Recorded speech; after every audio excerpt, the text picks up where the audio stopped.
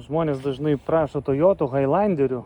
Tai va, radau vieną tokį neblogą 23 metų, tik tai 14 000 mylių nuvažiavęs.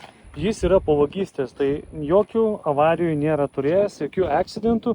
Tu apeisim, pažiūrėsim, tokia graži mėlyna spalvytė. Parsiduoda draudimo. Lapkričio 6 bus aukcionas.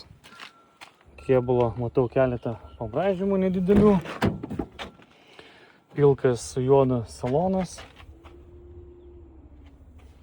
Jį kūrėsi ir važiuoja, bet nėra raktų. Šiaip yra raktas, bet turbūt ofise. Tai variklio video, kaip visą laiką galite pažiūrėti mano pridėtoj nuorodai. Kaip matot, salonas idealios būklės. Čia po vagystės, kad yra matyt bandė kažką tai ardyti, užvesti mašiną. Bet čia nieko rimto. O toliau ir oda, ir būklė, ir viskas. Nėra nieko sulaužyta. Yra liukas, šviesios lubos. Niekas nėra subraižyta. Sėdynės irgi normalios. Yra užuolaidėlės, matot.